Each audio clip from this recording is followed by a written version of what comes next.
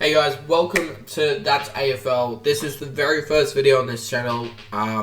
This is a channel that's basically inspired by That's Football by Mark Goldbridge, except this is the AFL version, maybe. So if you do like that sort of content where it's news related for AFL, big signings or transfer rumours that are happening, trade targets, just give us a subscribe and there'll be plenty of that happening. Now, as you can tell from the title, we're talking about the Carlton vandalism incident that happened last night and whether Voss is safe. So without further ado, let's get straight into it. So police are investigating an incident that happened at Carlton's headquarters at Icon Park, where Carlton supporters have made their frustrations clear by vandalising the headquarters. Now, it's quite understandable that fans are fed up with the football club, as they're supposed to be premiership contenders in 2025 after 2 incredible seasons of making finals. Bit of inconsistency in there, but they made finals the last 2 seasons, and Voss made it clear in the Gabba final last year against Lions, where he subbed out somebody really early and he wasn't really happy about it. And then a lot of players leave, brings in players, and was quite active when looking for new trade targets. But they were it was supposed to be premiership contenders, and they're the complete opposite now. And speaking of where they're at right now, they are sitting pretty in 11th, but not that pretty. They are some of the teams above them, like Gold Coast, are 2 games ahead of them. Most teams above them are 2 games behind, sorry. Other teams above them are a game behind them. So that is expected to drop. And yeah, they might not be looking pretty come the round end, because they don't deserve to be looking kind of decent in 11th. They deserve to be bottom, 5, I reckon. Maybe bottom 3. They are terrible at the moment. However, if Carlton were to recover from their horrid first half of the season, they would need to win 6 of their remaining 8 games to qualify for finals, which they've done before. We know that they've done that before. We'll talk about it a little bit later, but they have done this before. Whether or not Voss can turn around again, that's the question that needs to be answered. Let me know in the comments if you guys think that they can do it. It'll be very interesting if they can, and it'll be a whirlwind ride for sure if they are able to do it, because if Voss can do it, I don't know why he just can't do it for a whole season. But anyway, let's get into why, or let's ask a question: is Voss safe? So, while the end to his tenure at Carlton isn't confirmed, there are deep questions and speculation circulating him for a second time. If you guys don't know, and if you guys aren't aware, if you guys have only really known Vossi for his head coaching role at Carlton, he was the head coach of the Brisbane Lions back in the day. Did alright there. Didn't do spectacular, but he did alright. And he knew that the writing was on the wall, so he left.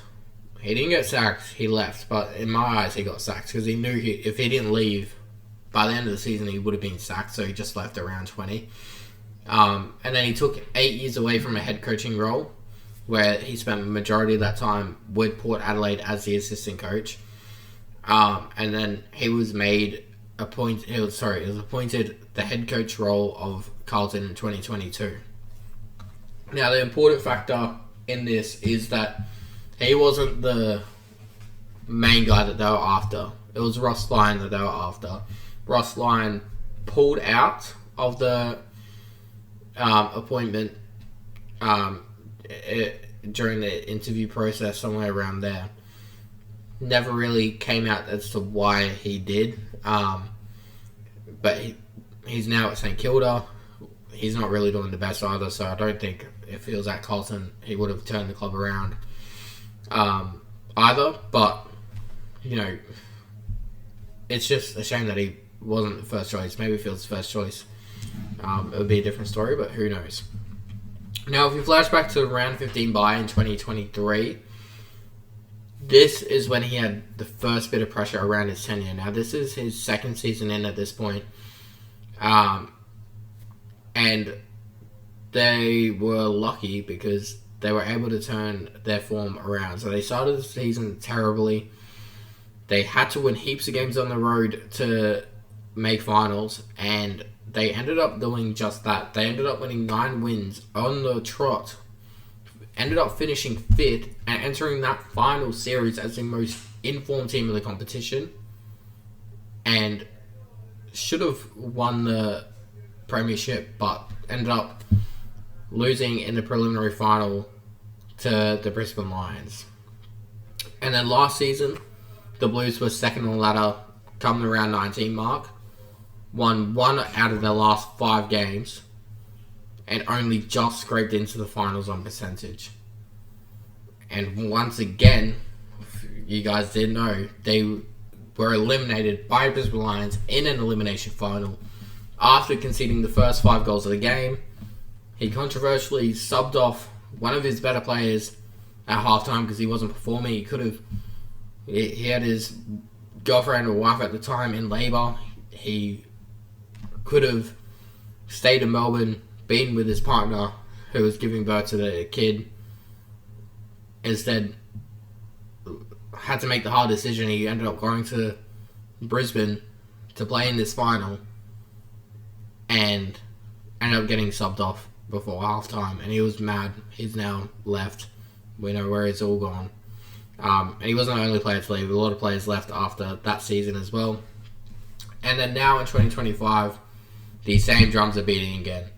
They lost 2 disappointing matches against the Kangas and the Power. No one knows where they stand anymore. The players look uninterested. Players look like they don't want to be there. Michael Voss keeps defending the club.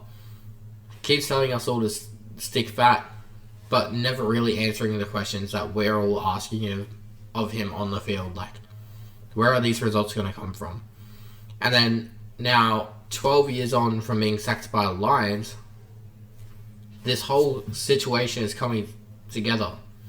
The writing could be on the wall, we don't know. But for us, as neutrals and as fans, we believe the writing should be on the wall. Like, there just should be no way that he isn't getting sacked, at least at the end of the season, if they don't want to get rid of him now.